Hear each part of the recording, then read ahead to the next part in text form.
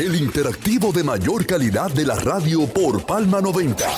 Acción Mañanera. Un dolor de cabeza desde muchísimos años, y para ser específico, décadas incluso, el sistema penitenciario de este país, que cada vez es peor, cada vez más tiene consigo una serie de elementos negativos para el propio sistema, y que esto necesariamente tiene la razón de ser, tiene mucha vinculación con el tratamiento que desde el Estado como tal se ha tenido la responsabilidad de tratar. Y algo que a mí en lo particular sí me preocupa bastante es que quizás las autoridades, quizás el Estado como tal, como macro, no ha podido visualizar que el sistema penitenciario de la República Dominicana, al ritmo que va, amenaza la seguridad ciudadana. El pasado día 22 del mes en curso, el defensor del pueblo, Pablo Ulloa, presentó un informe que había hecho la Defensoría del Pueblo respecto del sistema penitenciario de este país.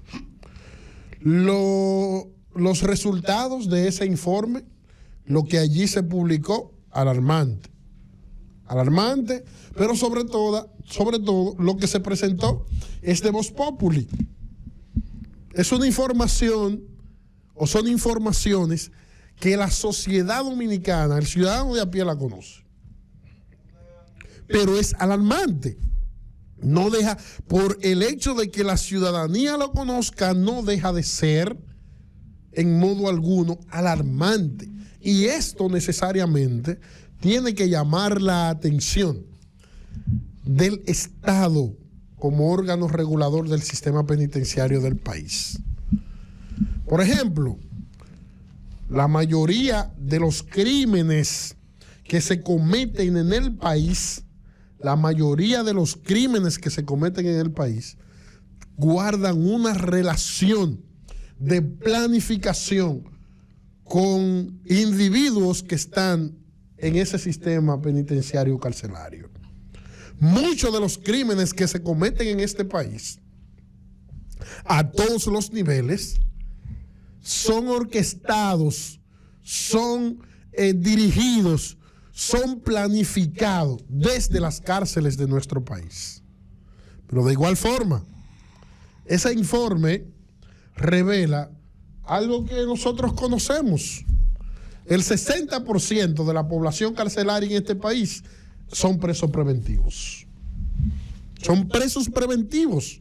Bueno, el Código ha establecido una modalidad de que el preso preventivo incluso todavía tiene derechos de ciudadanía, y por lo tanto a ese individuo que de manera preventiva está en el sistema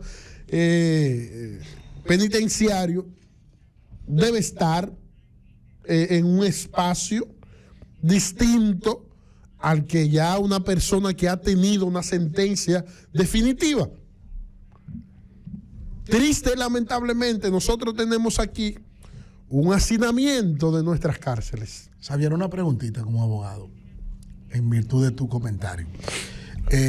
Porque doy seguimiento a veces en las redes, en YouTube, a ciertas entrevistas que se le hacen a exdelincuentes, vamos a decir, porque hay que oírlo todo y retener algunas cosas sobre los famosos controles de antaño, los prebostes y los controles. Y esos individuos de hace muchos años atrás, de cada 1980, decían que ellos controlaban a veces una cárcel en La Victoria y te controlaban otra en Puerto Plata sin estar ahí.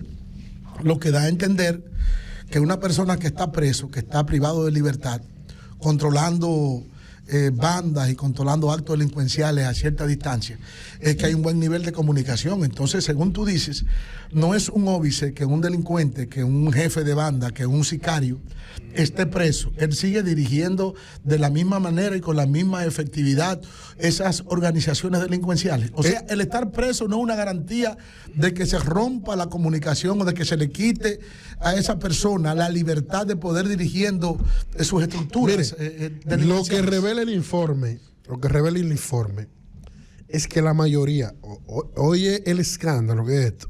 Por eso digo que el sistema penitenciario de hoy día amenaza la estabilidad democrática incluso de este país, porque el individuo que está, de acuerdo al informe, la mayoría de los delitos, crímenes a todos los niveles en este país, la mayoría se organizan, se orquestan, se planifican desde los recintos carcelarios.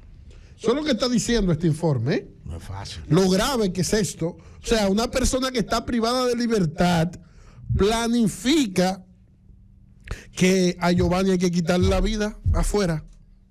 Y tiene toda una estructura que opera afuera del recinto carcelario que va y ejecuta. Pero ese mismo desde la cárcel es el que organiza que hay que asaltar una empresa de valores, como ha pasado. Y ese mismo de la cárcel es el que se dedica entonces, desde las cárceles, a la comercialización, a control de puntos de narcotráfico en la ciudad. Y eso, muchas de nuestras autoridades tienen acceso a esa información. Tienen acceso a esa información. Y principalmente la autoridad policial y militar. Lo que tú estás diciendo. Y de igual forma, la autoridad, en este caso, que persigue el delito. Muy comprometedor, Xavier, lo que tú estás diciendo. Eso sí, es. No, y lo estoy diciendo. Altamente comprometedor. Lo estoy diciendo en base a lo que ese informe. Y preocupante. En base a lo que ese informe ha revelado el día de hoy. O sea, el pasado 22. Por eso digo.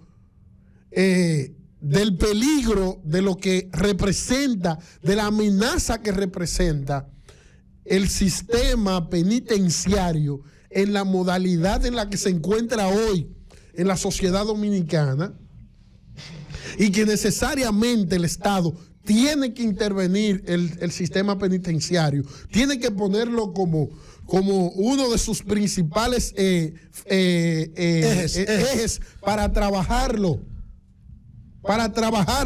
No es posible, por ejemplo, con anterioridad, Mella, que lo que se controlaba en las cárceles era la entrada y la salida.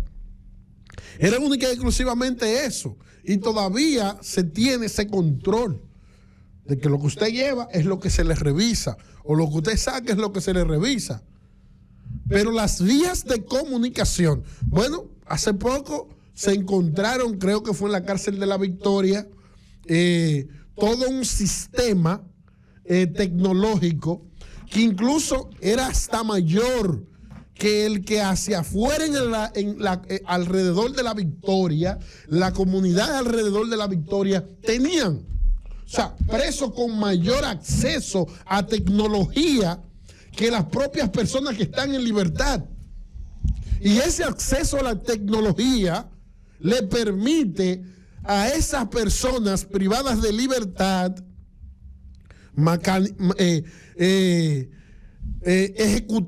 maquinar sus actuaciones perversas. Y yo creo que mucha gente que me está escuchando se ha de identificar con esto que voy a decir.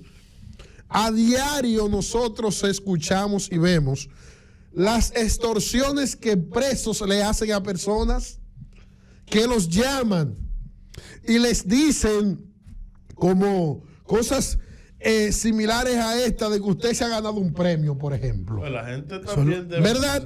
Pero en otros casos, y esto vuelvo y digo, hay gente que me está escuchando que se va a identificar con esto, extorsión por asuntos sexuales de presos que consigan números de teléfono de personas que los llaman y que le fingen ser una mujer y que luego entonces los publican en las redes de que si no me das tanto, y tengo ejemplos cercanos de gente que ha dado miles de pesos, que ha depositado en cuentas miles de pesos, porque también con otros presos se hacen pasar por coroneles, por fiscales. No solamente eso, Xavier, sino que también, por ejemplo, lo más fácil es con un teléfono cualquiera. No tiene que ser un teléfono de última generación, un iPhone 16, qué sé yo. Tú agarras y te paras frente de una casa o le pasas cerca y le manda la ubicación a una persona que está privado de libertad. Ya sale tu ubicación de tu casa. Y esa persona chequea o vaquea, como decimos, a quienes están ahí cuando entran y salgan.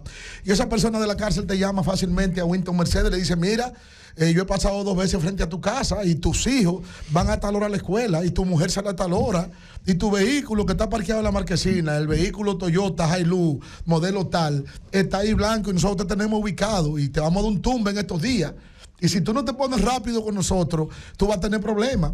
Y es una persona que está preso, pero cuando te dicen tantas verdades, producto de un simple juego, de enviar una ubicación a una persona que está preso allí, y te chantajean y te extorsionan, pero que eso mueve preocupación, Xavier, porque tantos datos certeros sobre tu familia, sobre lo que tú haces y lo que tu familia hace, Giovanni de León, cualquiera suelta los cuartos, contar de uno preservar la seguridad y la integridad de su familia. Entonces son cosas que se dan desde la prisión y se hacen, que no son para nada agradables, y tú tienes toda la razón en lo que tú dices, Xavier Carrasco. Mire, y a modo de conclusión, decirle al gobierno, en este caso, que tiene la responsabilidad de la administración del Estado, es que no pierda de vista adecentar las condiciones y dignificar el sistema carcelario, el sistema penitenciario de este país.